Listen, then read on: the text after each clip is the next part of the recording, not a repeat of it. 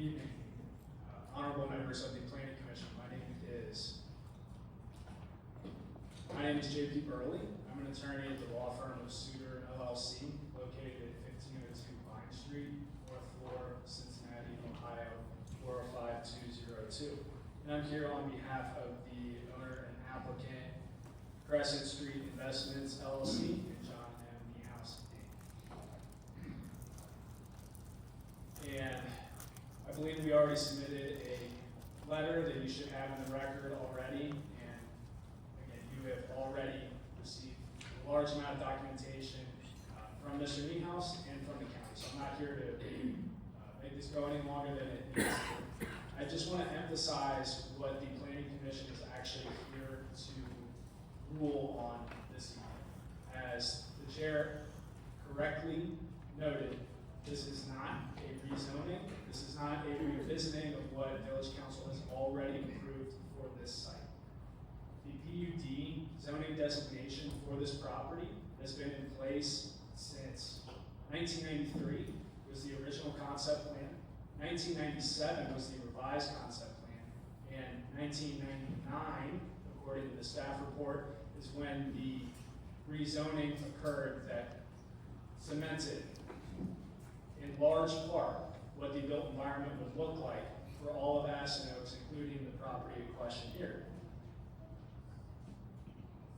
So the Planning Commission, in this instance, is administering a very narrow provision of your zoning code that merely speaks to the approval of a final development plan. And the criteria are set forth in section 17.8 of your code.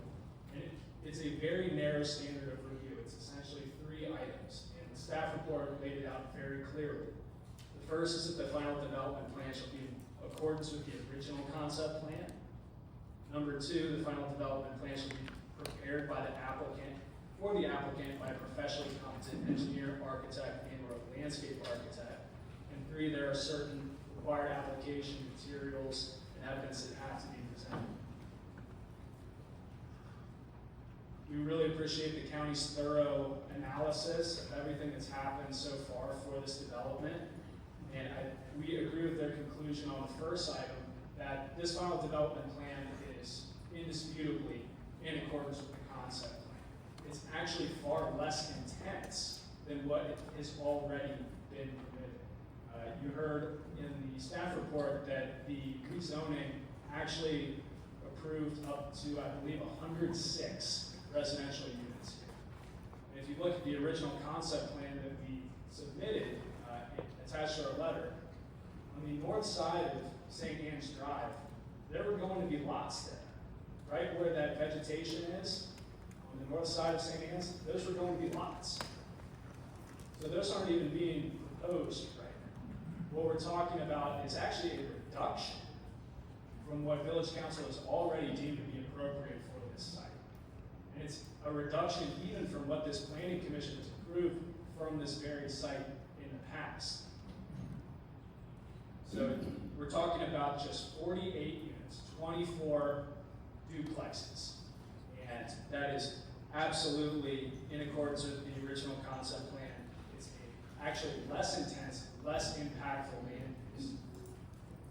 The second criteria is simply that the application needs to be prepared by a professionally competent engineer. You can see the stamp of a professional engineer on each sheet of the final development plan. So we indisputably meet that criterion as well. The last factor are just the specific application requirements. A site plan indicating lot lines, building outlines, off-street parking, loading spaces, we've met that. Preliminary building plans, we've met that. Landscape and buffering plans, we've met that. Specific engineering plans, including site grading, street improvements, drainage and utility improvements, and extensions as necessary. We've met that. And the county agrees as much in the report. So really the only item that's even arguably up for discussion this evening is 17.8D, evidence that the development will not impose an undue burden on public services and facilities such as fire and police protection. We absolutely agree with the county's conclusion that this will not impose an undue burden. And I believe you could reach that common sense conclusion just based on this planning commission's own precedent, having already approved the final development plan for this very property that included many more units. But in an abundance of caution, we'd like to present some expert testimony to this fact. So we do have a witness to call, Mr. Todd Kinsky. Before you start, just so you know, this commission was not part of that earlier decision. So this is a commission that I think this is the first time we've ever, well, February of 2024, right? The first time we've ever met about this actual development. So we weren't part of anything prior. So just so you know, Agreed. none of us were part of that commission prior to that. Agreed. My point is simply that there is precedent for exactly what is before you today based on this body's decisions in the past.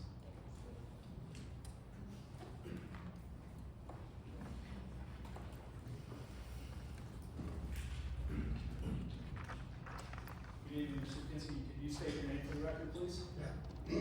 Todd Kinsky, 1502 Vine Street, for a company called Subco. And what's your profession, Mr. Kinsky? City planner. How long have you been a city planner? Every 2 years, What sort of education do you have to go through to do that? I have a degree in planning, certified as a professional planner. And what sort of work experience do you have before Zonco as a city planner? Well, I worked for Hamilton County for 23 years. And 10 of that as the planning director, and that's been 6 years as the planning director of the city.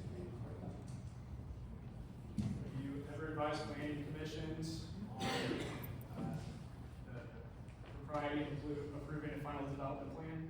I have. In my role as the planning director of Hamilton County, we work with several communities throughout the county. Village North Bend. I actually authored the zoning code, which you all use, and I'm very familiar with planning law in Ohio. It's hard to hear you. Yes, I think. I'll try to speak up, I'm sorry. As a professional planner, are you trained to analyze the potential impacts of private development on public services? Yes. And are you familiar with this particular development issue tonight? Extremely familiar. Thank you for turning that up. Starting in 1993, I think Mr. Bailey was the only person around at the time on the planning commission. My role in Hamilton County, for my entirety there, was to advise the Village of North Bend on Aston Oaks. So I reviewed every single phase of this project from the beginning.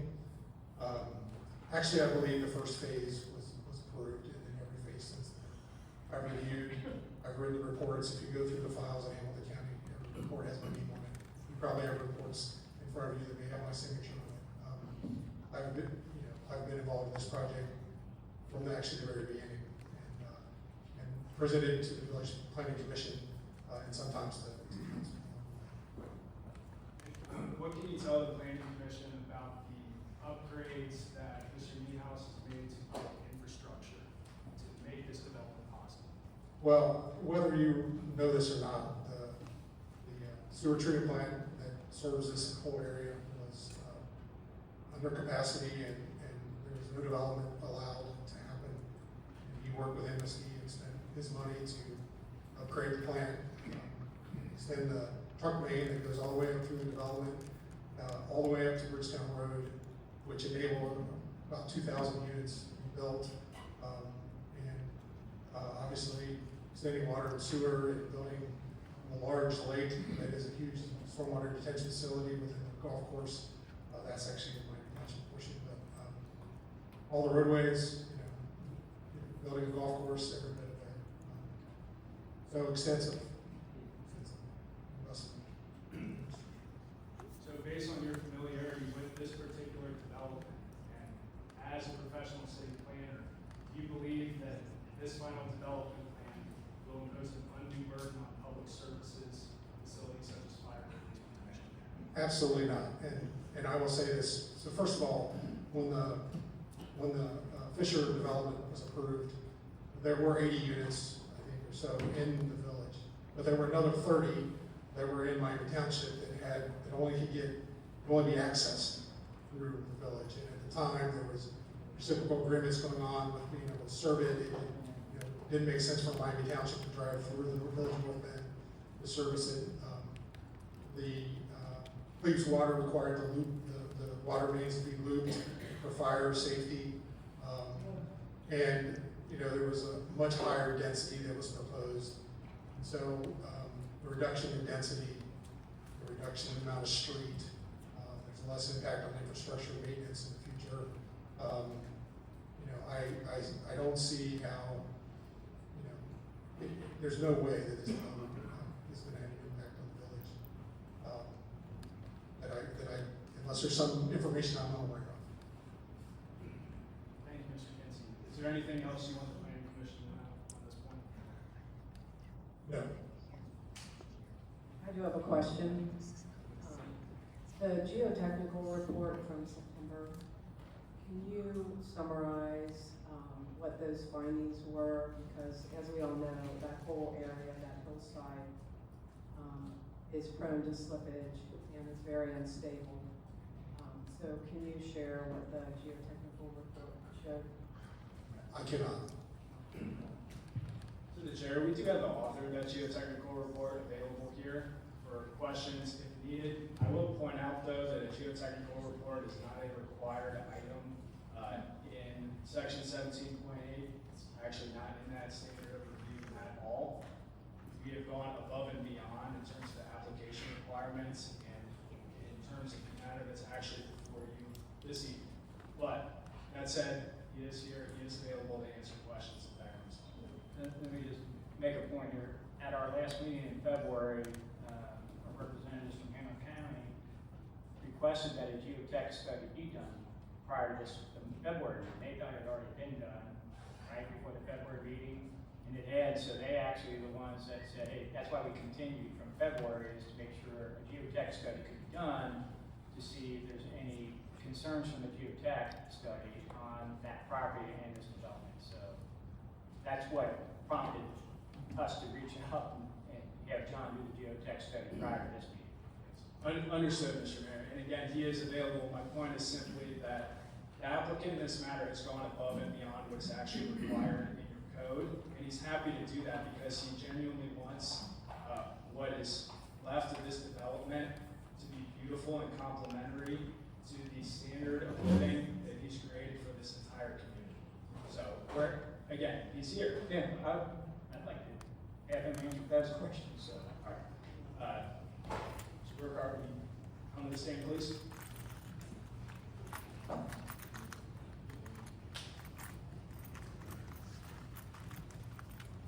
Can you state your name for the record, please? Joe Burkhart, What's your profession, Mr. Burkhart? civil engineer, geotechnical. And what kind of training do you have? I've been a geotechnical engineer for the past 24 years and have a bachelor's degree from University of Kentucky. And are you familiar with designing projects in topographical restraints such as hillsides? I am. And with respect to this development in particular, what steps did you take to ensure that topographically this development would be sound? So we did 10 borings to evaluate the subsurface conditions on this site. In addition, reviewed 14 borings performed by BDC&M back in 2005 when it was the Fisher development. And we also did 4 test pits down near St. Anne's to evaluate the bedrock depth there. And what did you conclude based on those borings? The bedrock on the hillside is relatively shallow, and the soils are consistent with residual soils having consistency of very stiff to hard, not what you would typically see in a high landslide area. So based on that, are you at all concerned about hillsides? Yeah, I didn't catch that. Yeah, can you repeat what you just said? So the residual soils on this site are very stiff to hard. So the residual soils meaning what? What does that mean? Residual soils are soils that have been derived from the parent bedrock. So when you see a high landslide area, you would typically see, thick colluvial deposits, which are deposits that develop by landslides and erosion. We did not have any of those here, neither did the EDC. And how come we have had multiple landslides and slippage in that building over the last, say, decade, 15 years? Talking about lower on the hillside. Yeah, that whole hillside. The conditions on the south side of St. Anne's are completely different than the conditions on the north side. I think if you go to the north side of St. Anne's, about 15, 20 feet, right? 15, 20 feet is where you guys, the homeowner associations, has fixed it a couple times. Oh, it goes up about 50 feet. From the 50, street you say it's to the around curb. 50 feet? Yeah, 50. Where all the grass is cut, right? Not where there's trees. Yeah, right? yeah. So that's what they're talking about, is actually the north side of St. Anne's, about 50 feet, not a little closer, but where they've had kind of some shifting. I don't know if we call it a landslide, but it's more shifting where, a landslide to me is everything just comes down, right? Whereas shifting of ground is where they were shifting around 50 feet, and then you guys had Aston Oaks Homeowner Association paid to fix it twice, right? 3 times. So, I guess that's kind of what Bev is asking is, there's been some slippage, landslide, if that's the term we want to use. How is that different from where you tested your core samples? In that area, there was filling. So we did 4 test pits right around St. Anne's, right within the landslide that you're referring to. And there's fill material present and some topsoil levels. So when you say fill material, is that when they put the streets in and they move dirt and they do benching and all that other cheap footing and everything? You're saying that part was basically fill as opposed to the actual landscape? Correct. Bedrock depth at that location is about 3 to 5 feet. About 3 to 5 feet of fill that's been placed at some point. So you go through the initial layer, 3 to 5 feet, and then you're hitting bedrock. Right. But you didn't test that area, you're saying? right? We did test pits there, and BBC&M had 5 borings along that tree line. On the tree line, but not all the way down? Just way up The like- tree line is Okay. right there. How far from where that tree start? Like 20 feet? 15 or 20 feet in elevation. So you're saying that that area is not permanently down, permanent, it won't be slipping in the future, is what you're saying? Well, there is a slide there that's very minor. It's a superficial slide that the majority of will be taken out with the proposed grader. There's cut plan on that corner that will remove pretty much all the overburden down to shell bedrock. So what's the amount of trees and woods that are gonna be removed from that area, for the building? Do you have any concerns with adding to the instability of the hillside? So the way we approach this is, we have recommended that at each of the toes of the new fill slopes, that keyway be constructed into bedrock. And then we would do bedrock benching for any new fills that are placed. Meaning we're gonna cut all the overburden into bedrock. Everything to be engineered fill. Bedrock surface. Fill material. And does that 100% guarantee that the fill will be stable? There's no 100% guarantee. Right. Okay, that's what I thought. Mr. Burkhardt, to the best of your professional judgment, based on your experience and your review of the plans here, do you believe there's any serious risk of slippage or shifting from this development? I do not. I have one more question. There's also an issue with drainage, potentially, you guys, water issues, excess drainage, in the street, and do you feel like the grading that's proposed will address those issues substantially so that there will not be an issue with excess water draining into the homes and other existing properties in the city? So that's not my expertise. That's more of a civil engineer, but from what John has conveyed to me is that the civil engineer has redirected a lot of the flow that would normally come over the hillside into the gutter to be collected, so there should be less flow coming over the hillside. That's based on what? That's based on John D. House's discussion with me and the civil engineer that's on this project. So would you state that, the biggest issues that we heard is, there's been videos of water coming down, along the hill down to St. Anne's, right? Because right now there's no development, right? So it's just the natural water coming down from the northern part down to the southern part. The way it's been explained to me, and Jennifer, you can correct me anytime you want. So Jennifer is our village engineer from JMA Consultants, and Ed Williams is also part of TBC, which owns JMA. That's right. But based on what has been told to me is the roofs, if you look at the ones along the bottom, the drainage from the top of those roofs are going to be diverted to a catch basin near the bend. Is that the way you understand it? To where, I've been told like 45%. I know John sent out letters to everybody, but he said a 45% reduction in the water that would actually normally come down now will actually be diverted to the catch basin. Is that kind of your understanding of? So, I was just gonna add, I'm sorry, so I can't speak. We did meet with Mohammed Islam from the county stormwater district. They have a review component here of the quality, and you can't talk about the quality unless you talk about the quantity. And the way you just described it is correct. The rear half of those houses will flow as they do down the hill. But everything else will be diverted either to the west, to that existing basin that you see there on the drawing, or it actually will go down towards the creek on the other side of the power lines. And we did share the plan with the county, with Mohammed, and he, he hasn't written a letter because he hasn't formally reviewed it yet, but he will once this is approved and we move on to the subdivision phase.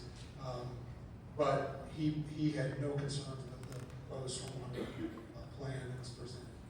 Just so everybody knows, what you see behind us, we're seeing these streams right here, so it's not like we're not anymore paying attention. So I didn't know if you guys knew that or not. And thank you for setting up all the technology. We don't normally have these at even our regular council meetings, so. Yeah, I mean, my concern has always been, obviously, is the folks that have already invested on St. Anne's have experienced issues without this development going in. And, quite honestly, I would be in their same shoes if the development's coming in. Is that gonna make things even worse than what they are today, or are they gonna make it better, right? And so your testimony today is based on the new plans and the way the water is gonna be diverted, that approximately 45% of the water that currently comes down, that would normally come down the north side down to the south side, is gonna be diverted to the catch basin west. And I actually believe only 45% will continue going west. It's more than half of it is going somewhere else. okay, so you're And so saying all that water currently runs all the way down into that catch basin, into that cul-de-sac, with nothing that stops it, especially when it's cold. The ground is cold and there's no absorption. So the development, people are laughing at this, will actually improve stormwater flow. So it is.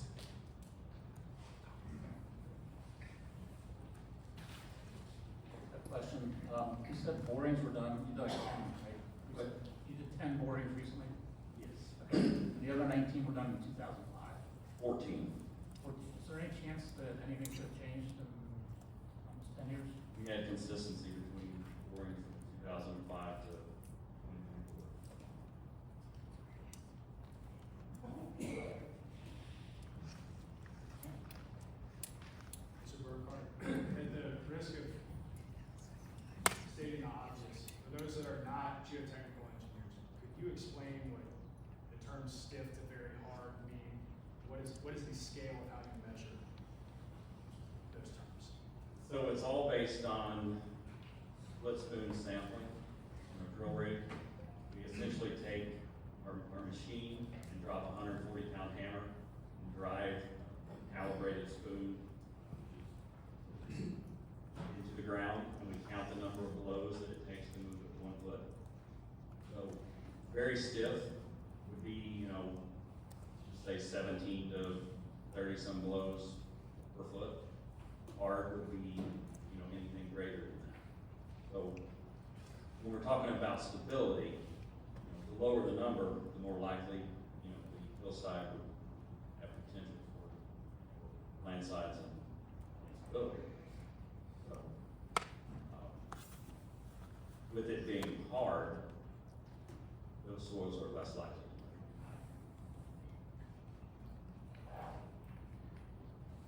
Thank you, Mr. Burkhardt.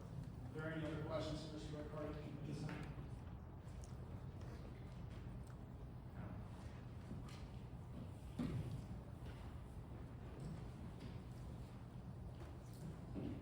Thank you for your time and attention to that testimony. For those reasons, and for those we've already stated in our letter to you, we believe that we have met all of the requirements that are actually laid out in 17.8 of your code, which is what you as the planning commission are here to administer and apply this evening.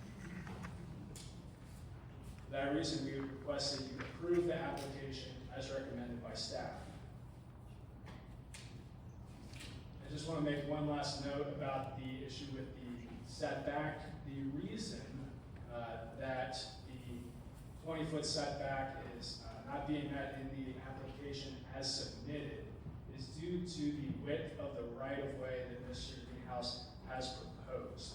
He intentionally proposed a 50-foot wide right-of-way because he wants this to be as safe as possible for traffic. There's actually a provision in the Hamilton County Engineers Manual for a PUD street that would permit the right-of-way to be narrowed to 40 feet. The actual street, the physical street, would be narrowed from 28 to 25. If this is a concern of the Planning Commission, having technical compliance with that setback, we can easily achieve it by shrinking the right-of-way. I'm not sure if that's really something that people want here. The alternatives would be simply to approve the plan as submitted with no changes, or there is a possibility of pushing the units on the south side of the proposed street to the south to comply with the setback requirements. However, obviously that would push things farther down the hill, eat up into the vegetation that I think some residents have concerns about. So that's not an ideal outcome, but all of those options are on the table, and the applicant is willing to proceed with whichever of those the Planning Commission desires. So again, for all of those reasons, this is a very narrow issue in front of the Planning Commission today. We've met the legal requirements. You have the evidence in the record necessary to make the right decision, and we respectfully ask that you approve the final development plan. We do reserve the right to call any rebuttal witnesses if necessary. Thank you for your time and attention. Let me just, one question. So on the 50-foot right-of-way, the street, what I saw was 28 feet wide, That's correct. right? That means 11 feet on each side is kind of right-of-way, 50 feet, 22 and 28 is good. Am I saying that? Yes, that's correct. Yeah. So from that, you get to 28 and you got 11 feet to the north. Right now, it's designed to be 15 feet from that right-of-way, right? Am I understanding this correctly? Maybe someone else can answer. Am I correct in my understanding? Right, so if it's 11 feet right away outside that 28-foot road, he's in 15 feet off of that to where he wants to put the front part of his village, right? Is that correct? And our zoning code is 20 feet. Yes. So in order for us to approve 15 feet, they have to go through. You can approve it as part of this process. But then when they do the site, plan, then that's when they step us through the process. So this is the site plan for zoning purposes.